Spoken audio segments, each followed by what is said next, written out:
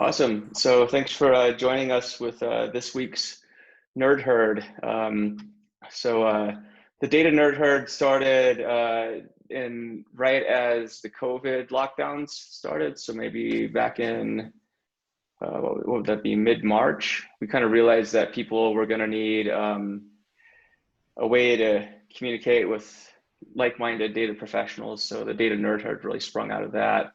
Since then, we've grown to a Slack group and just these weekly discussions, which again kind of started out just as kind of an informal thing, and I guess it's since grown to include guest speakers. We want to keep it a discussion format, so it's not really a meetup per se. It's like sort of I run a few other meetups. And I wanted to take like the best part of what I thought the meetups were, which is the talks are great, but the magic of a meetup is really the discussions that happen either around the topic or before and after the meetup. So I'm just trying to definitely do something to preserve that aspect of community out of fear that would be lost in the lockdown. So, and here we are today. It's the end of June. We have Jeff Baird from doTERRA, who's going to talk to us about something that is I think near and dear to quite a few people, or at least you've seen it, gut-driven decision making. So he's going to talk about it and lead a discussion on this topic, because his title is very fascinating. It's not about the cookie. Can't wait to hear more about what that's about. So with that, I'll turn it over to Jeff. I shouldn't mention cookies at lunchtime because I don't have lunch yet. Dang it. Same. Okay. And this is really just a ploy for me to sell essential oils. So. Oh, this is clever to data people. Nice.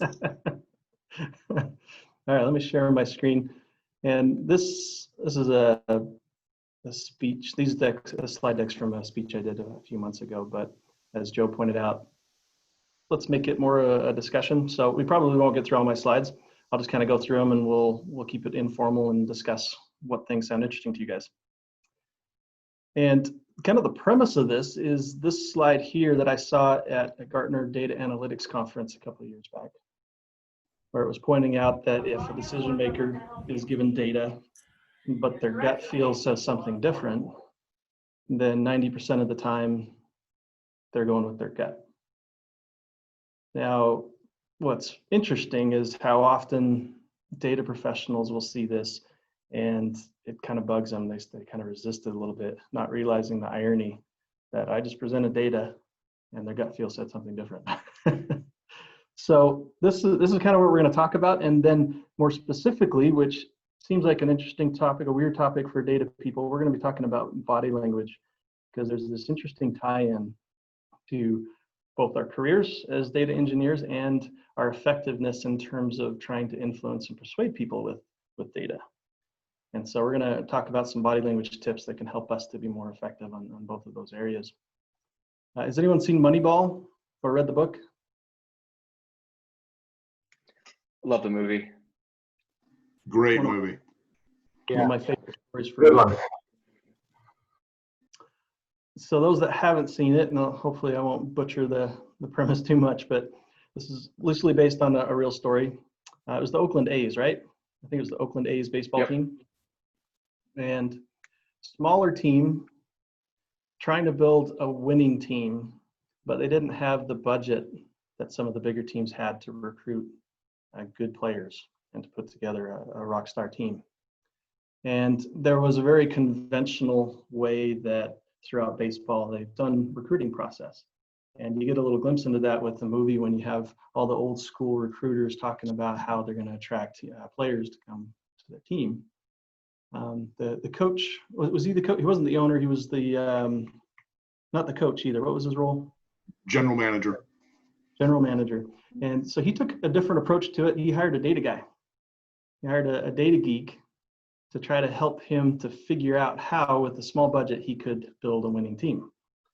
And as he was digging into the data, one of the main points that he was trying to emphasize is that really all we care about is getting on base.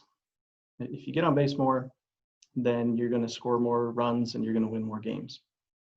And so that led them, if they focused on just that measure, then that changed the types of players that they were looking at in the traditional ways of recruiting. And there was resistance from the traditional recruiters because it wasn't the way that they were comfortable with. So for example, the traditional recruiters might say something like, well, we don't want that player because his girlfriend's ugly, which means he doesn't have confidence. Or they're looking at just the sexy metrics on how many home runs they have, things like that. Whereas the data was saying, well, if you just care about getting on base, you got this player over here that gets walked a lot. And so there was resistance to that. He's like, he's not any good, he gets walked a lot, but he gets on base. So I love that movie from a data perspective to try to nail down what really matters, what is really our metric that's gonna move the needle. But it's also an interesting story to see how much resistance the general manager was getting throughout this whole story.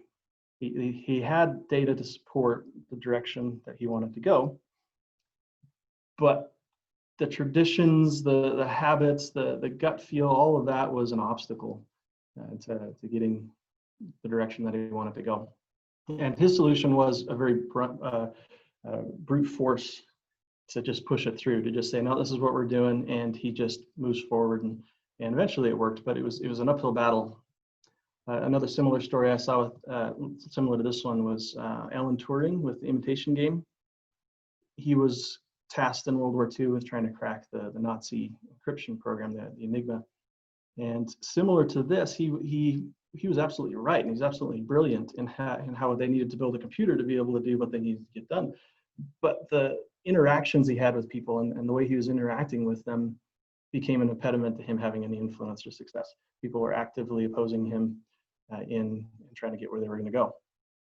So I'm curious if you guys have seen this in action. Have you seen where gut is overriding clear data, overriding what clearly is the right decision or the direction? Or have you seen this in your career? I've seen this in the interviewing process at Amazon a few times. We take lots of notes during the interview process, so we're constantly typing.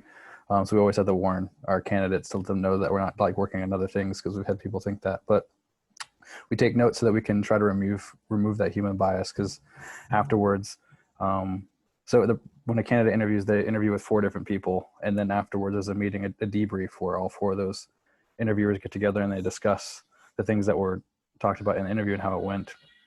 And we've had people say like they really liked the candidate, but then after they looked back at the data, the notes that they took, they realized, oh, maybe they didn't quite meet the bar, or vice versa, where they maybe didn't connect well with the candidate, but after they looked at the notes afterwards, they're like, wow, this candidate actually did raise the bar, and they would make a good fit here. And so I've seen it both ways, where by us taking notes and recording data, even though it's not hard data, it's, I guess, the interpretation of how an interview goes, our own personal experience. But by going back to those notes, I've seen how it's flipped the interview.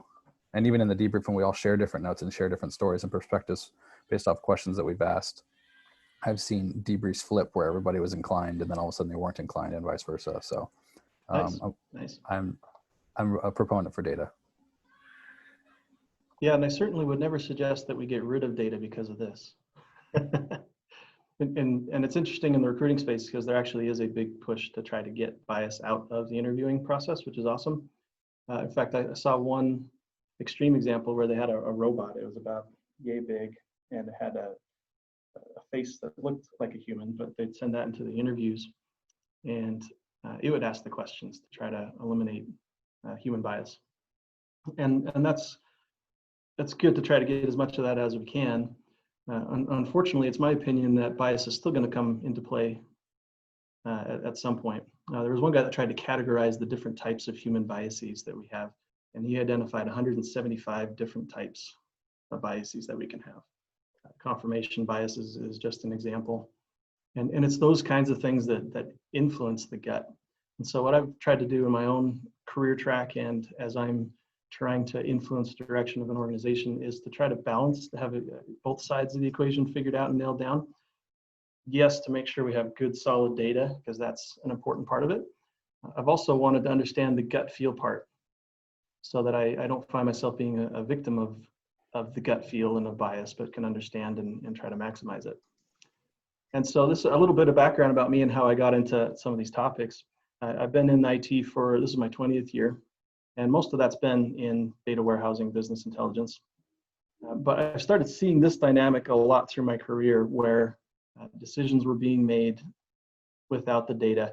And even if you present data to somebody, there's other research that suggests if we have a really strong opinion and someone starts throwing facts at us, that the tendency is actually to get us more entrenched in that opinion than to change our minds. We could probably see that right now if we started a discussion about masks or what people think about Trump and try to change someone's mind using facts. So at least for me personally, I want to have both. And as part of that journey, one of the areas where I found the biggest impact for the least amount of work is body language. Gut feel is greatly influenced by nonverbal communication. Our body language, our facial expressions, our tone of voice, and they affect how we see the person.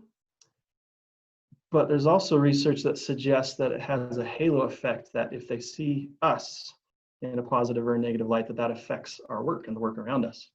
And so I thought I would do some experiments that I like to do in some speeches. If you want to go to menti.com and enter in this code,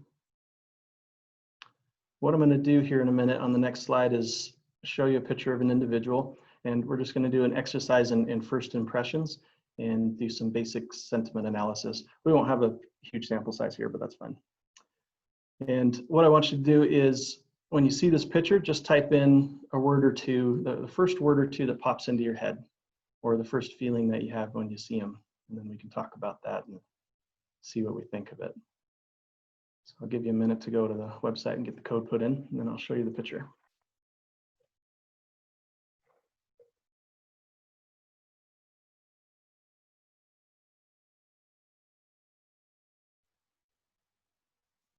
Okay, and I'm gonna switch on, I won't switch yet. Okay, here's the guy. What words pop into your head when you see him? And I'll leave it on the screen for a minute, and then I'll switch over to another screen where we can see the results as they're coming in. I have three options, so just one word for the first person. Yeah, I allowed in the survey to put 1 to 3 words, so whichever Okay. you want. Okay. And I think I excluded swear words. Dang it. Swear words. All right, let's see. Let me share this other screen and see what we're getting.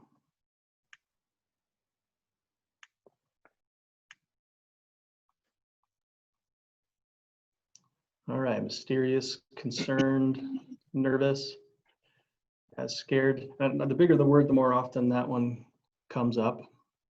Interesting. And you know, again, it's a smaller sample size, but I'll show you some other groups that I've done this with too. So I've done this I've shown this poor guy's picture probably well over 100 times in different speeches and corporate trainings. And there's some interesting things from this exercise. One is how quickly our brains are making decisions about him. This is one of those biases, one of these shortcuts that our brains make to make an assessment about a person. So in the first impression, we're trying to decide if we like the person, how competent they are they in fight or flight, all these kinds of things in those first moments that we see them. What's also interesting to me is how consistent these word clouds tend to be across vastly different demographics. So I've done this with all different age groups, and I've done it for international groups. And so even if it's a group in South America, Europe, Pacific, Africa, assuming they speak English, then their word clouds look pretty much the same as this, which suggests to us that while there are cultural emblems that we can do differently across cultures, like how you flip somebody off, that's different across different cultures, that a lot of our nonverbal communication is wired into who we are as human beings. Now, the last thing that's cool about this too is that it also tends to match what research suggests we will feel based on different nonverbal cues. So I'll talk more about that in a second, but let me switch back over to the PowerPoint.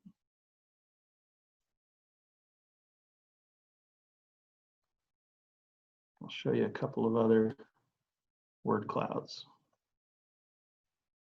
This one was also not a huge sample size. I picked this one mainly because I had some of these smaller ones are hilarious. Wants to kill Hunger me. Games, huh?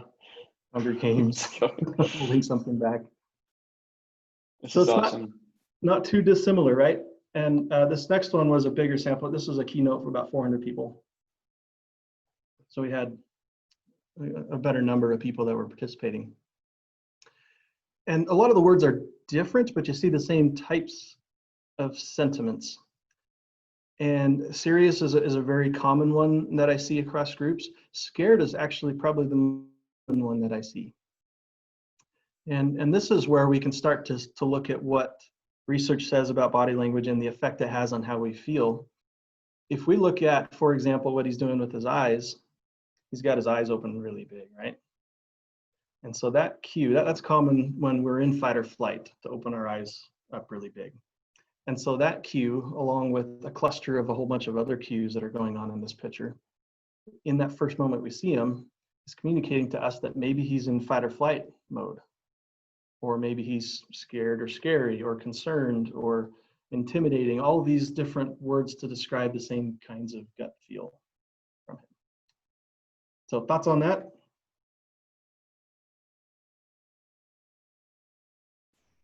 So the message is to have your eyes nice and wide open when you go in to talk to your boss, because that'll induce, good reaction from them.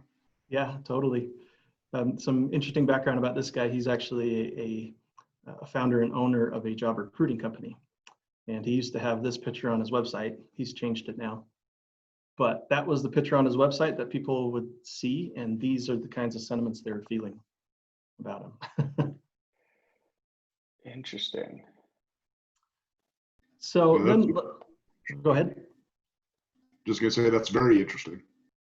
Yeah, I was going to say, because when you start thinking about what certain, like recruiting AI, for example, and how that might look at a candidate's picture or interview video, that's, I think to your point, body language is pretty key, and it's something I never really thought about that much before.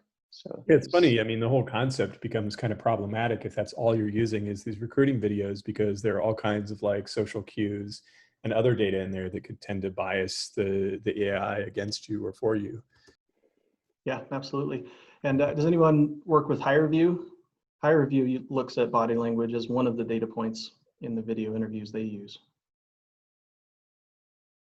I don't know specifically what they're doing with it. I have a friend that works there, and I think they play it close to their chest, but they'll look at micro expressions and things like that to see if you're a match for the position. So I'm curious, like at some point, because it seems like every other day, like Wall Street Journal or Forbes or somebody has an article on how AI is becoming more and more part of the recruiting space. I'm very curious if you know of anybody doing body language coaching for AI recruitment.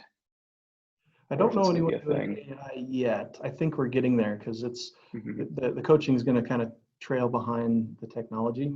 Mm-hmm. There's lots of in-person coaching, and so that's actually kind of how I got into studying this. About 5-6 years ago, I started getting interested in this topic, and there was a behavioral research lab outside of Oregon that was doing a pilot program. They were going to accept 10 people worldwide to go through this program to become a certified body language trainer. And so I threw my hat in the ring, not really expecting to get accepted, but was fortunate to be selected and went through about 4 months of training to learn about the science of body language and to become a trainer. And so I've been doing corporate trainings and speeches on this topic now for about 5 years, I think. And so in that space, there's lots of coaching, especially like helping people with job interviews and things like that. But AI is going to be, I don't know what that looks like yet completely. It's going to be interesting to see how that pans out. It'll be very interesting to see how that pans out. And I know they do it with lie detection, and I use that term a little broadly. Lie detection, it's a funny thing, using body language to detect a lie. People are about 50-50, they found, in being able to spot a lie from watching body language. So it's about the same as flipping a coin. when people start to study body language and lie detection, they tend to get worse at spotting lies. And I think it's because you see what you want to see. They start seeing false positives and things like that. But if you can get enough data points, you get a good solid baseline of what normal looks like for the person, their nonverbal, what their normal nonverbals are, and what their normal nonverbals are when they're uncomfortable and nervous. If you get a good solid baseline, and then you can start seeing deviations from that, then you can get into the 90-some percentile on being able to spot a lie. And a lot of that is things that with facial tracking and micro expressions, things like you probably could program that and start to spit out some probability that somebody's actually lying to you. If you've seen the latest season of Westworld, season 3, their kind of the whole society is basically AI deciding who does the jobs. And there's a character that is applying for some job and gets rejected, and everything was done with AI. And then even the rejection notice is coming from a bot, and he's talking to a bot, and he realizes it's a bot, and he just gets all frustrated and stuff. But as you watch the season, you learn how the whole society is built on AI making all the decisions. And from an employment perspective, it's a little scary if that's all that people are looking at is. Yeah. And what bias got put into the algorithms. Yeah. Interesting. Well, let's do another little experiment too. This is based off National Geographic's Brain Games. So this first exercise shows how powerful the first impression is, but being a data guy, probably resisting this gut feel trend still, I'm like, all right, but certainly we're not making important life decisions off of nonverbals first impressions, right? Well, in this National Geographic's Brain Games, they played a game based on a study done by a Princeton professor. In this study, he showed pictures of political candidates running for local office, and then he'd show them to people, and using just the picture, he'd ask them to guess who won the election. And so I thought we'd play that game here. I've got three pairs of candidates that they used in Brain Games. And so I'll show you the pairs, and using Menti again, you can choose who you think won the election. And these are not recognizable candidates, so hopefully we're eliminating as many variables as we can, but just guess in Menti who you think won the election, okay? So here is the first pair.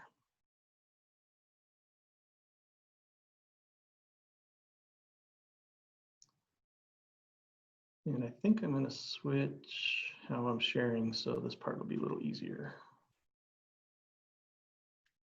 Is anyone able to vote in Menti? Is it not I working? think it hasn't changed. Yours changed. Okay. Is that working now? Yeah. Okay, let me share screen again. That worked.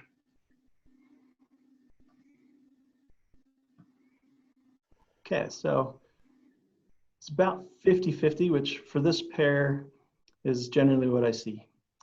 This one, it ends up being pretty split between the candidates. Let's go on to the second pair of candidates. So I'm going to advance the slides. And in this case, number 2 won this election, okay? It's, like I said, it's usually 50-50 with this one, but with a slight preference for number 2 in most groups. And number 2 is who won. How about this pair, number 1 or number 2?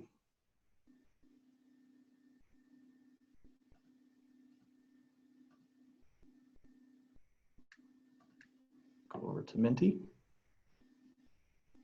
All right, this one's a little bit more definitive. Got most of the people saying candidate number 1. And number 1 did win this election. All right, let's do the last pair. This is the easiest one.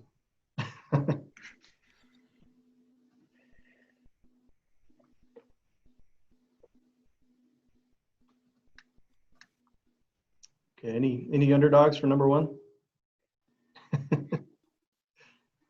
All right, so most of us guessed number 2, and number 2 did win this election. Now, this is the same study that this professor at Princeton did, and what he found is that people were able to guess correctly who won the election about 70% of the time. Once again, as a data guy, that bugs me a little bit. I'd like to think we're voting on our elected officials off of their background, their principles, their experience, things like that, not on if they have a good picture or not. And so I resisted that for a little bit, got some cognitive dissonance. But we're making these snap decisions, and those snap decisions are leading to important decisions in our life.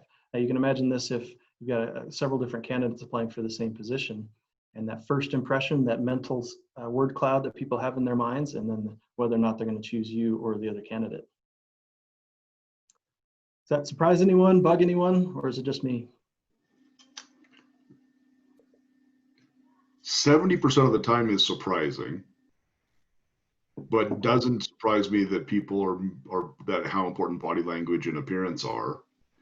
Does bug me because you're right, especially for political candidates, you should be voting based upon values, experience, yada, yada, yada, right? Yeah. But that is scary that translates to employment. Yep. I mean, you've probably heard of the classic example of this was JFK and Nixon, the debate Absolutely. they had. Those that listened to it on the radio thought Nixon won the debate. Those that watched it thought JFK won because Nixon was sweaty and shifty, and JFK was young and presidential looking and all that. And so it is amazing how much looks go into who you vote for. Yeah, you're absolutely right. That was one of those pivot points in American politics.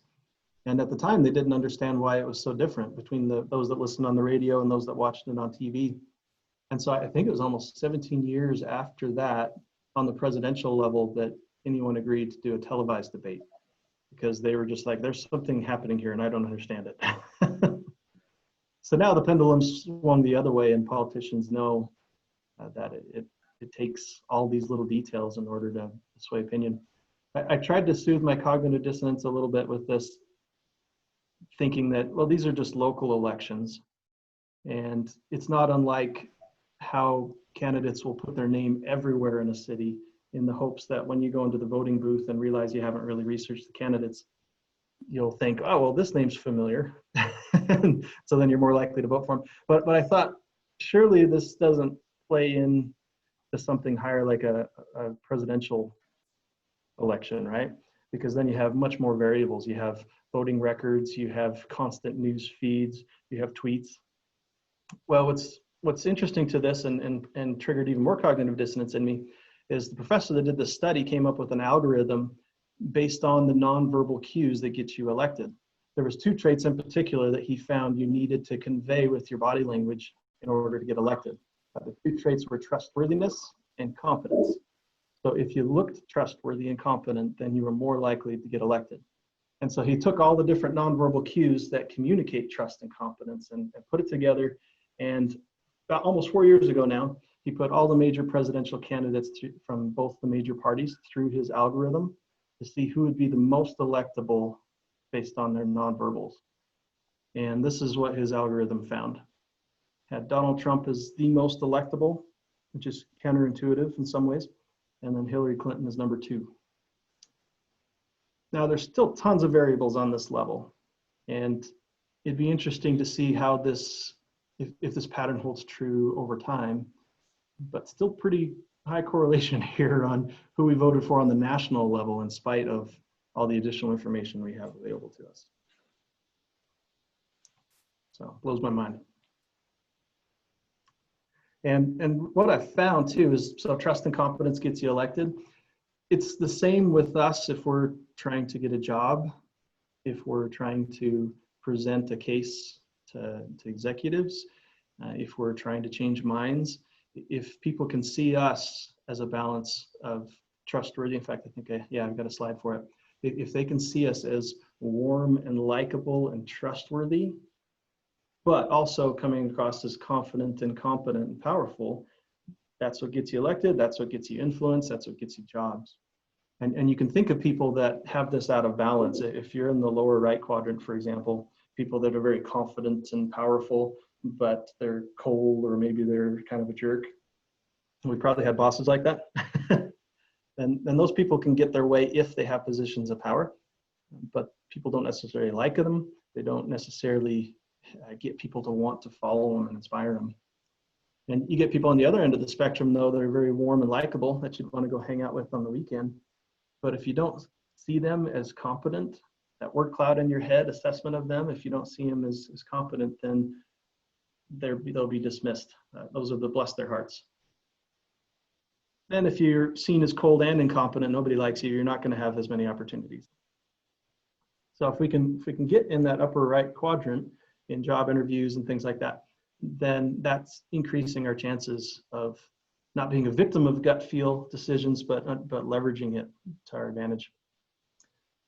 Now, one question I get a lot too, though, is this just manipulation then? What do you guys think? Is this just trying to manipulate the system? I would say it's trying to be effective. Yeah, I'd agree. So, I mean, and data people are especially prone to this, where there's a tendency, I think, especially for people newer in their careers, to want to show how smart they are. And sometimes that's at the expense of maybe doing what's more effective, which is not just being smart, but gaining, I would hate to use the word political, but political capital in your organization. It is a real thing, and you kind of live or die by how much you've accumulated, unfortunately or fortunately. That's just reality. So. Right. Mm-hmm. I would Yep. say the game's being played no matter what. So being aware that the game is being played can just give you the advantage to make sure you represent yourself the best way possible, so that you don't become a victim of not knowing. Exactly. I think that one other thing that I would add is intention does carry some weight as well, in that if you're doing something to try and take advantage of somebody, then that is manipulative. Whereas if you're trying to do something with the belief that you and they will both be better off if the influence is successful, then it's not manipulative, it's driving towards a common good or a greater good. Is that Jordan Johnson I hear? It sure is. Yes, sir. How you doing? Good. How you doing? Yeah, and I think that's a great point too, because so often we're in IT, we can be super duper smart, but nothing erodes trust in us quicker than an incongruency. Like if you go into an interview and say, I'm super excited and passionate about this, but you're talking like this and you're slouched over and you're not showing it non-verbally. When there's a discrepancy between what we say with our words and how we're saying it, we tend to believe what we see in the nonverbals. If my wife tells me everything's fine when clearly it's not, I tend to go with the nonverbals. And so I think you nailed it. If we can just make sure we're congruent, if we know we can offer value, we know that the information that we're providing to people can help really make for good, effective change. And we're trying to make sure our presentation and our nonverbals are congruent with that, because that is what's best for all parties. I like that. Books that I would suggest to people, and I have in the past, Dale Carnegie's How to Win Friends and Influence People is a terrific book. I find myself having to reread it often because so it's like how to lose friends and piss off people is usually what I end up doing. So other books too, I think, just to kind of help calibrate the competence and warm and cold spectrum is like Influence by Robert Cialdini. That's like a really fine book. He also has a really good one, a newer one called Persuasion. That talks about how to set the context. He's Robert Cialdini is my spirit animal. Really? He's a pretty cool dude. Yeah. I ran into him last year, and he's actually says he's coming. The new edition of Influence is coming out supposedly this year. Oh, so, cool. Yeah. So FYI. Yeah, he's got some amazing stuff. Yeah. Yeah. But those books, though, I think are good for, especially for kind of more like left brain fields like ours, where I think it's super easy to go off the rails. And like by off the rails, I mean like really go off the rails towards more of a left hemisphere. way of behaving and acting. And that's, I think, as you point out, the typical, I mean, the impression of an IT person is typically one is just sort of like monotone and slouch in their chair and really can't be bothered to be talking to execs. Like they're almost doing the execs a favor by being in the discussion. That's the impression I get. Yeah. Right. Yeah. So anything they can do to at least be more personable it's a good thing. Exactly. Well, while we're on the topic of books, another one that I really like is called Like Switch. The author's name is escaping me now. Jordan might remember, but it's called The Like Switch. It's from a former FBI guy who has this premise that if you can get people to like you, then that's a huge part of the battle. That's how you can really influence people. And he'd use it to try to get information during an interrogation, or to try to get like a foreign diplomat to turn against their country and come work for the United States. And now he uses it for selling his books and getting free flights and things like that. Yeah. Another good, what's that? Dan, okay, is that who it is? Yeah, Jack. Another Schaefer. good book that is on that same lines was Matt. Who was the guy who ran to the Chris Voss's book? Never Split the Difference. I only read it like 3 times. Hostage Negotiation. Same sort of thing, right? Where you have to be likable. Yeah, tone inflections, everything about that. I thought it was just fascinating. Never like even things like asking open-ended questions. Never use a question that starts with why. Just subtle stuff. But I think to your point, like it triggers something in people's brains where you see suddenly your wavelengths start doing this. Now you're in harmony, and that's cool. What was the name of that one? Never Split the Difference. Never Split the Difference. Okay. Definitely worth checking out. I don't think it applies in every situation, but it certainly applies in a lot of situations that come up in the business world. Okay, I'm making a note. I'll check that one out. Cool. Need something new for my Audible. Nice. Cool. There's another one by another FBI agent by Joe Navarro. I don't know if you've seen that one. What Everybody Is Saying. That one's That's an really excellent one interesting to watch. That's an excellent one too, because there's lots of these. There's lots of myths about body language out there, and so I like the ones from like Joe Navarro, Jack Schaefer, because they are very research based, very science based, and very left brain. Yep. And so I love their stuff because there's lots of fluff out there around body language. Like if you've heard, how can you tell from where someone's looking if they're lying, and it's not backed by solid research. So yeah, Joe Navarro's awesome. I love his stuff.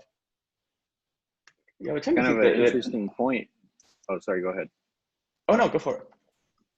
I was just going to say that it's kind of interesting that both the Like Switch and What Everybody Is Saying, they both use this the same person as a big contributor. Marvin Carlins, who's a PhD, and they both use that person as a main big contributor for their books. Oh, what was the name again? Marvin Carlins. Marvin Carlins. Okay. Yep. So Looking at that too. Marvin Carlins. Okay, cool. Well, we've got about 15 minutes, and I knew we wouldn't get through all of this, but maybe I can get you. Usually in this presentation, I give 3 tips. Oh, I didn't even tell you about the cookies yet, right? I got to tell you about the cookies. So, as I started seeing the impact this stuff can have, I wanted to see if we could take what should be an objective KPI or an objective measure of how good something is and see if we could sway it by changing our body language.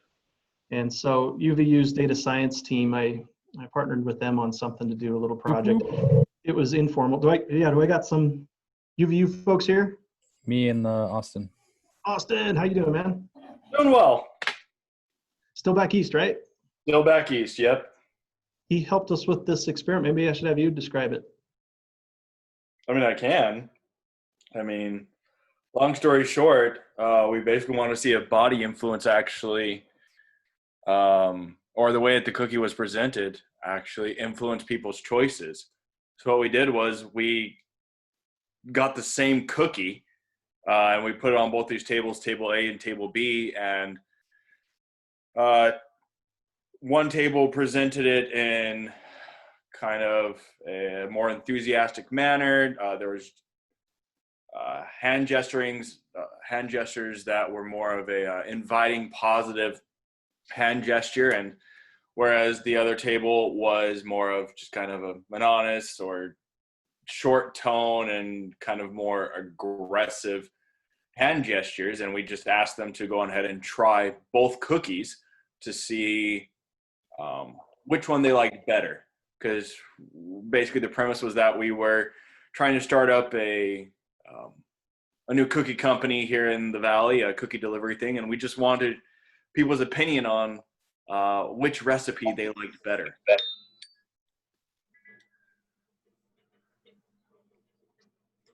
And so that's the basic Cool. premise of what Yeah, we so did. it was the exact same cookie. So if we were purely objective beings, everybody would say, I don't have a preference. These taste the same. I mean, they literally cut the cookie in half, put half here, half there. But when they ran the scenario, only 11% said they didn't have a preference. So almost everybody liked one cookie better than the other. And you'll have to forgive my use of a pie chart, but it looks really good over a cookie.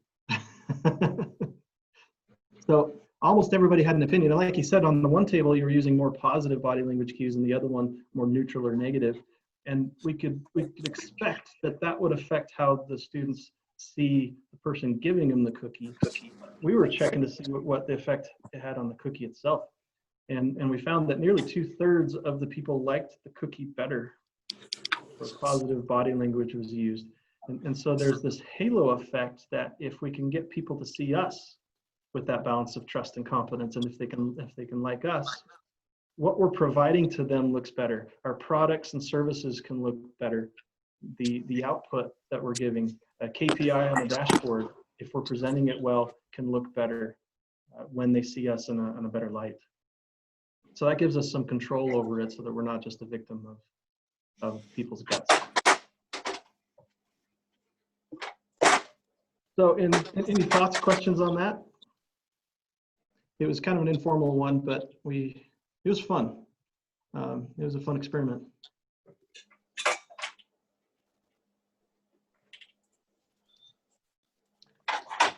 Well, then in the last 13 minutes, let's try to get you at least one nonverbal tip that you can try then when you leave here today. It's a little bit strange in the Corona world because we're not interacting face-to-face with people as much. So of the three I have on this deck, let me think, which would be the most applicable while we're still virtual? I think I'll probably still go with this, without tipping my hand.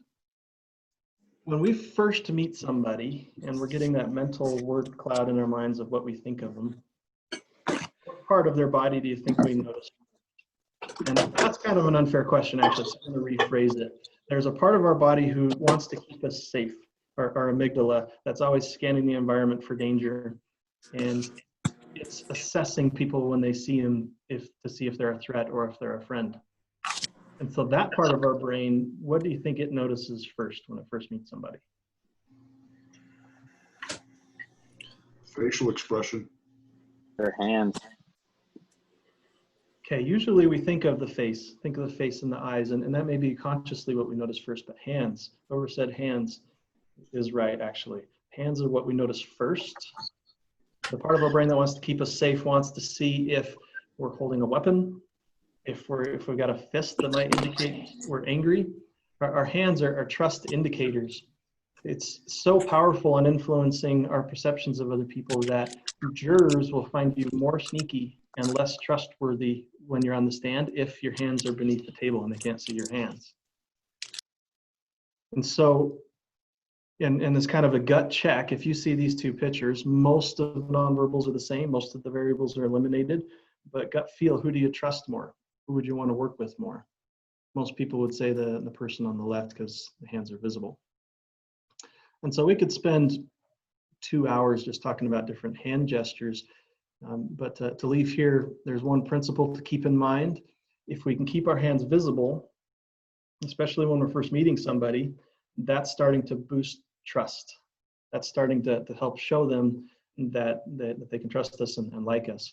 And so as a tip to leave here, try to make sure your hands are visible. And I don't have my webcam in frame here, so I'm not even sure how good I'm doing, but within reason, you can have your webcam have your hands still as visible as is reasonable, then that can help. And then in person, keeping your hands above the desk, avoiding pockets, things like that, can have a big impact on people starting to trust you and like you more. Now, you want to have a balance with any body language tips. Anything can be taken too far to the extreme. So maybe on one end of the spectrum, we're hiding our hands, or we're not using our hands. Our hands are stiff and not used when we're talking. But you don't want to go too far the other extreme where, hey, do you see my hands? The body language expert told me to make sure my hands are visible. You don't want to go too far to that extreme. You can find a happy balance in the middle where your hands are visible and you can use them when you're expressing yourself and when you're explaining things. One of the benefits of using your hands when you talk is it helps communicate your message to their brains in two channels. You're communicating it verbally, but then you're also cementing it in non-verbally, which can make it more powerful. So that's the first principle to keep in mind, is keeping your hands visible and expressive. On a more specific tip, and I think this is short enough, I can go ahead and show it. Let me know if you cannot hear the audio, and then I can just kind of describe what's happening. But this video is a TED Talk where he's talking about a simple change you can do with your hands that greatly influences whether or not people are willing to listen to you and to do what you're asking them to do. And this is a very simple tweak that all of us can do when we leave here, so it's probably a good tip for us to try. So let me play this and just let me know if you can't hear the audio. I'm going to say the same thing 3 times. I'm going to change only what I do with the palms of my hands. Now, I keep my body fairly still, so I don't use any other body signals to infiltrate this. And I'll keep my voice as close to the same as I can. I say as close as I can because we know that when you change your body language, it's hardwired in your brain to change the way you sound. So I'll try to keep it as close as I can sound-wise. And I'll use exactly the same words, same instruction 3 times. Now, your task is to decide, do you accept what I'm saying? Do you want to do it, or do you reject me? Do you want to fight me, or do you want to go along with it? You want to say yes or no. That's all you've got to do. Okay, we're clear on this? Here we go. First instruction. Now, don't do this, just imagine this is what we're going to do. Now, in a moment, I'm going to ask the people who are sitting in these seats here, I'll invite you to come and sit on this side of the room, please, and I'll invite the people here to take their seats. Now, those in the back of the room can come forward to the front, and those of you in the front can sit anywhere you choose. Now, raise your hand if you feel okay about what I'm asking. Who feels okay? Raise your hand. Okay, so just about all of you are prepared to do what I want. You don't even know what it is, but you're prepared to get up and do what I want because you feel like I won't threaten you, I won't intimidate you, Ellen won't make me look silly. This could be a bit of fun. That's what your mind's thinking because I use a signal that appealed to your ancient brain. Let's try the second instruction. Same words, same voice, changing only the palm. Here we go. Now I'm going to ask the people sitting on this side of the room here, I'll invite you to come and take these seats, and the people there, if you can sit over here, please. Those at the back, come forward, please, sit here, and those in the front can sit anywhere they like. Give me a word that goes with this. What are you feeling? A word. Okay, who feels like you're getting an order? Raise your hand if you got an order. Okay, think about this. So are you telling me that all I have to do is change my palms from an upward position where you wanted to do anything I wanted without question? Now I've turned it over. Now you're saying to yourself, hang on a minute, this guy's giving me an order. Well, maybe I don't want to do that. I'm an independent. I'll just check it all out. Make me laugh, funny guy. So now, many of you are resisting. Let's try the third approach. Now, I'm going to ask the people sitting in these seats here, if you can come and sit over this side of the room, please, and those in those seats can sit here. At the back of the room, if you can come forward, please, sit here. And those in the front can go anywhere you like. Now, give me a word that goes with this, a word. I guess that was a word. What are you feeling with this? Well, this is more than an order. This is a directive. You have no choice, and you're an idiot. So we tested this in a very simple way. Yeah, so hopefully that came through all right. Could you feel the difference in the 3 different ways he was asking you to move around, even though it's just a video? Mm-hmm. The video was pretty choppy. Was it? Yeah, let's see if there's the point was pretty well conveyed. Yeah, it was choppy, but you get the point. Yeah, I'm seeing some chats too that it was choppy, so I can send you links to it too. It's Cool. The guy's name is Alan Pease, and it's a TED Talk. He's actually got a bunch of good stuff in that TED Talk. But yeah, even in the video, you can feel the difference with palms up palms down and the finger point. It's one of the reasons why at Disneyland they teach their cast members to never point. If someone's asking for directions, they always use more than one finger or an open palm. And because we are data guys, we can take it beyond just pure gut. If my slides will advance. They found when they do experiments like this with groups of people, if they ask them with palms up, they get about 84% compliance. That's pretty good. Pretty good rate of people willing to do what you're asked. But as soon as the palm comes down and it starts to feel like an order, then half the people are resisting. And when the finger comes out, at least this finger, then most people are going to resist it. So that's a simple thing we can change in our interactions, but we can start being aware of what we're doing with our hand gestures. Does it change based on who we're talking to and what their role is? Like if we're managing a team or if we're reporting to a boss, does that change what we're doing with our hand gestures? Does it change when you start to get mad or upset? And then you can be deliberate. You can be deliberate with it, with what it is you want to accomplish. It's one of the secrets that politicians understand, especially on the federal level where they get coaching on body language, which is one of the reasons why you'll see the same types of hand gestures. Now, this year's been kind of weird with the whole Corona thing, but hopefully I'll get some more fresh material from this slew of presidential candidates, because you'll see the same kinds of things, at least when they're in control of their emotions. When they get mad at each other and start to argue in debates, that's when you start seeing the palms come down and the fingers coming out. Like open palm and finger point. So that would be my tip for the day to try. Try it with your family, try it with coworkers, and see how it feels. And see if that changes how they respond to you as well. Thoughts on that? Had no idea this was going to be the presentation. I love it. Thanks, Jeff. Cool. Hopefully that was helpful. Let me skip to the end where I have my LinkedIn and email, because I can send you the video since it was choppy and some of my other stuff. So feel free to reach out to me on LinkedIn. Some of you may recognize the guy in the stock photo. I love these stock photos. We actually use these in our presentation sometime. Yeah, what was the movie? I like to see who notices. I like to see if people notice that it's not just a normal stock photo. Any other questions or comments on the topic on data versus gut or body language? I think this is awesome. I actually had something here. I mean, as a data professional, when would it be appropriate to actually use your gut to make a decision versus using data? Interesting question. When is gut okay? Yeah, when is gut better, actually? Yeah, I've got two thoughts on that, but I'm curious what other people think.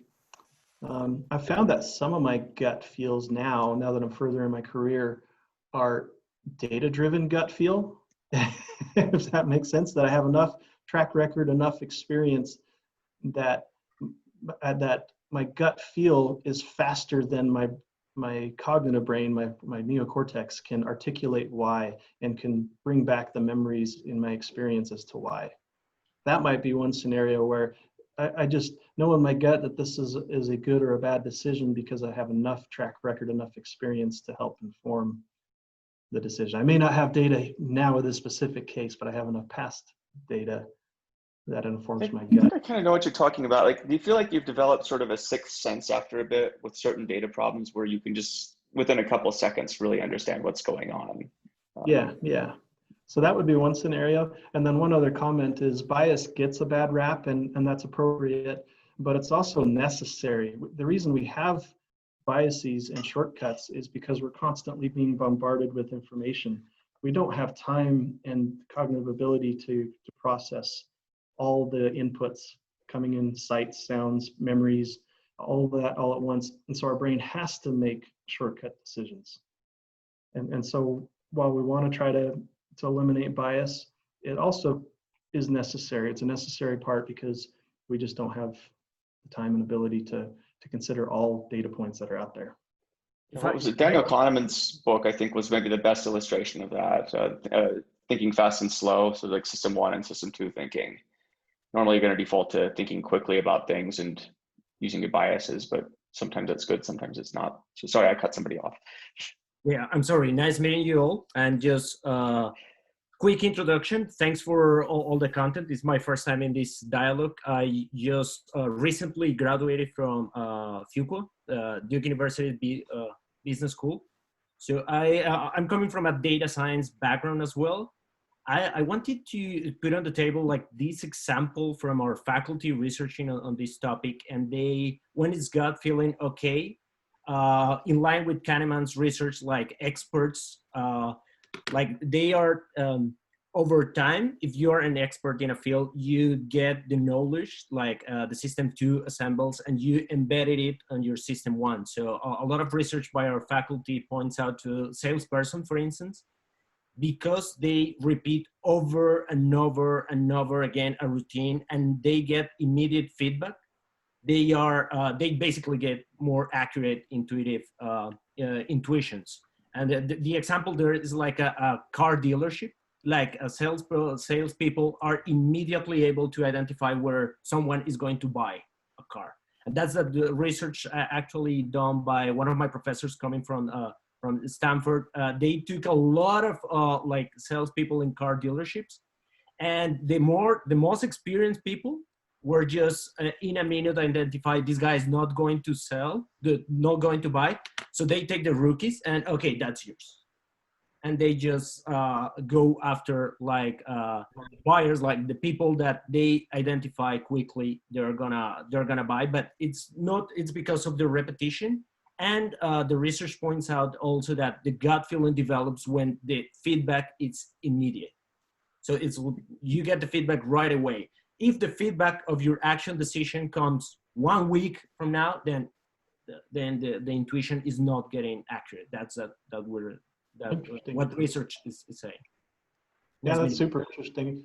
It reminds me of research they do with rats where they're looking at the brain activity when they have to solve a new maze versus a maze they've run a bunch of different times.